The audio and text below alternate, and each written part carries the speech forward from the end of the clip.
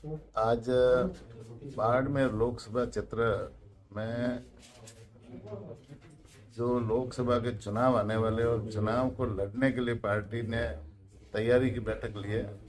इसमें चुनाव के प्रबंधन को लेकर के और कोर कमेटी के सदस्य को लेकर के बैठक हुई है और इस बैठक में चुनाव की अग्रिम तैयारी, प्रत्याशी हमारा जब भी घोषित होगा वो प्रत्याशी कमल का फूल है और कमल के फूल को लेकर के अग्रिम तैयारी हमारे कार्यालय समय पर खुल जाए, हमारी जो व्यवस्था है सारी की सारी वो अभी से हमने शुरू कर दी है। कुछ कार्यकर्ताओं की परफॉर्मेंस भी ठीक नहीं मिली, शायद ऐसा सुरेंद्र सिंह ने भी शिकायत की कि जिनको आईटी की जानकारी नहीं थी।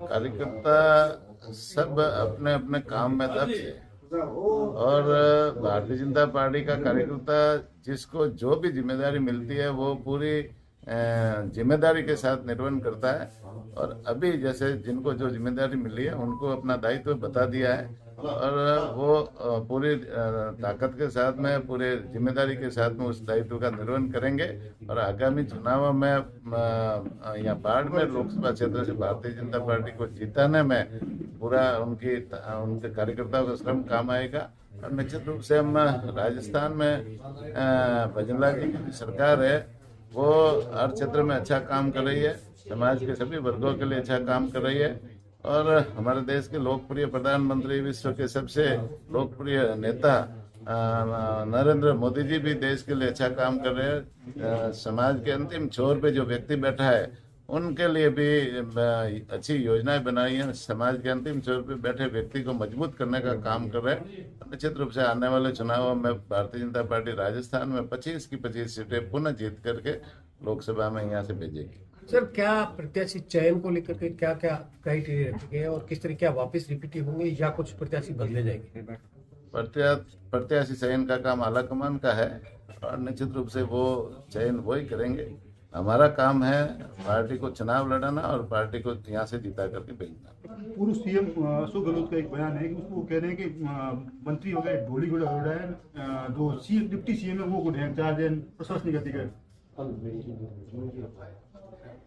पूर्व सीएम के कार्यकाल को देख लो, उन्होंने 5 साल में क्या किए, उनके मंत्रियों की क्या स्थिति थी और उनका कार्यकाल कैसा रहा। जनता के प्रति जवाबदेह नहीं थे और कई तरह के घोटाले भी हुए। तो निश्चित रूप से वो आरोप सिर्फ घोषणाओं के मुख्यमंत्री जी थे और लगातार 5 साल में उन्होंने घोषणा की, राजस्थान का भट्टा बैठा दिया और वो घोषणा जो की है वो काम भी अभी पूरे नहीं हो रहे। वो आरोप लगाने में माहिर है, तो ऐसे आरोप वो तो लगाते रहेंगे। हमारा काम हम कर रहे हैं। राजस्थान में इस बार क्या एक बार फिर 25 की 25 सीटें जाएगी, क्योंकि कांग्रेस भी इस बार दमखम के साथ में कह रही है कि हम अच्छे से चुनाव लड़ेंगे। चुनाव ही होता है और वो उनका काम करे, हम हमारा काम करें। हम हमारी विचारधारा को लेकर काम कर रहे हैं। हम हमारी पार्टी भारतीय जनता पार्टी राष्ट्रीयता को लेकर काम कर रही है, देश के लिए काम करने वाली पार्टी है और निश्चित रूप से देश को प्राथमिकता रखते हुए हमारी पार्टी चुनाव लड़ती है। और जब भी सत्ता में पार्टी आती है तो देश में जो मुद्दे हैं, ज्वलनशील मुद्दे हैं, राष्ट्र को मजबूत कैसे करे, देश को मजबूत करे और यहाँ के लोगों का आर्थिक स्थिति कैसे मजबूत हो, इस दिशा में हमारी पार्टी काम करती है। तो निश्चित रूप से इस दिशा में हमारी पार्टी अब आगे भी काम करेगी। क्या 25 इस बार एक बार फिर रिपीट होगा, तीसरी बार? राजस्थान में 25 है, ये तो किसी को कहने की भी जरूरत नहीं, लेकिन पूरे देश में हम 400 पार जाएंगे, ये पक्का है।